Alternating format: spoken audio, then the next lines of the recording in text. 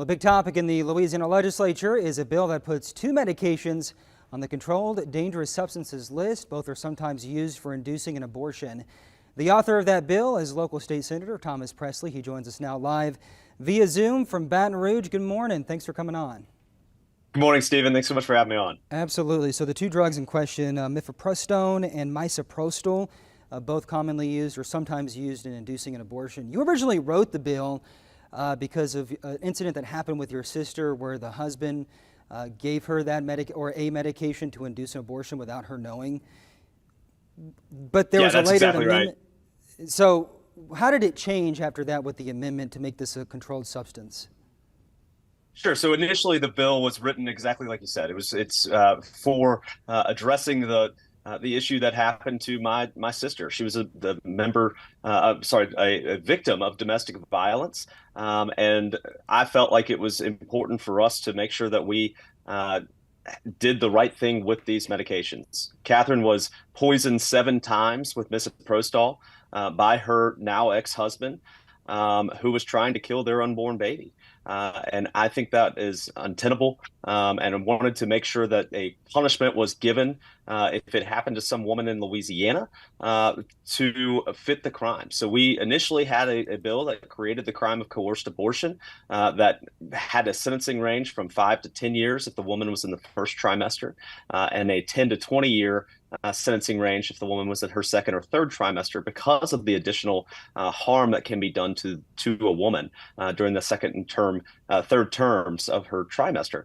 But we continued to work through the legislation. I wanted to do whatever I could to avoid this situation happening to another woman in Louisiana. And so we decided, as we moved it through the process, to amend the bill to add these two medications to the Schedule 4 of our prescribed list of scheduled medications. I want to be clear, though.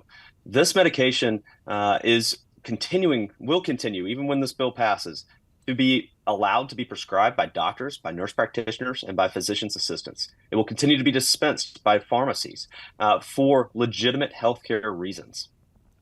Yeah, when this bill is moving through a list of about 200 doctors, we're concerned that this could kind of back up prescribing that medicine. What is your response to that? Yeah, look, I received the letter and I wrote a response back to them. They have concerns, and I understand those concerns. Whenever we make a change to law, there's always concern. But I believe this is the right way to do it. Doctors, physicians' assistants, and nurse practitioners write prescribed medications every day, and prescribed medications that are on schedule every day. This is in Schedule 4, which is a lower level than Schedule 3 and 2, which again are written very often and commonly, and they're dispensed commonly. But we want to make sure that these medications are not getting in the hands of bad actors. Abortion is illegal in Louisiana, regardless of what happens with this legislation. These pills cannot be used for an abortion in Louisiana. What we're trying to do is make sure they're not put in the hands of bad actors and criminals that are trying to take advantage of pregnant women. Democratic Representative Mandy Landry says the bill was hijacked by outsiders who are not doctors or aren't even legislatures, pointing that the Louisiana Right to Life group kind of maybe had a hand in getting you to put in this amendment. What's your response to that?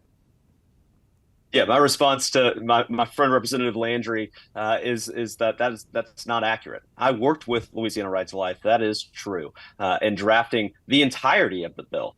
That's a very common practice in Louisiana for us to use different groups to vet legislation, to look at legislation, to help us draft legislation.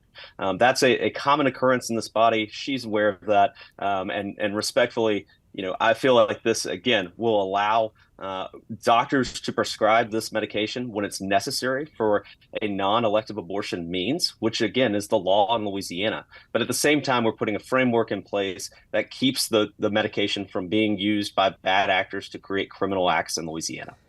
Another big issue, the Ten Commandments bill is moving its way through the legislature as well, mandating that there is the Ten Commandments posted in every classroom in a public school. Your thoughts on that bill, and what do you think is going to happen with that?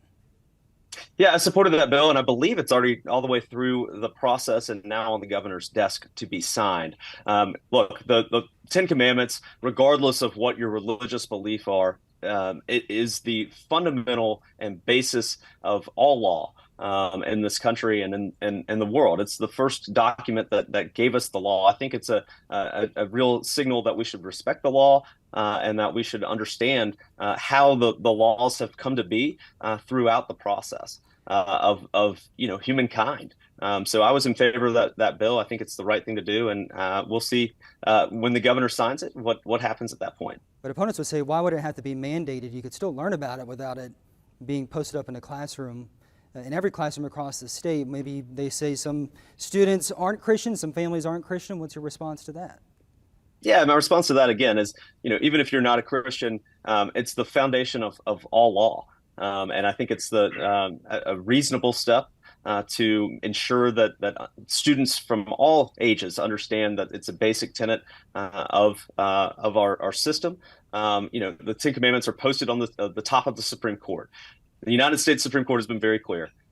We are a country based on the separation of church and state, yes, but it's one nation under God, and it's separation. Church and state does not necessarily mean that we are ignoring God or placing God outside of public spheres in the public places. I think it's the right thing to do, and we've supported that legislation. Senator Presley, thanks so much for coming on. Thank you.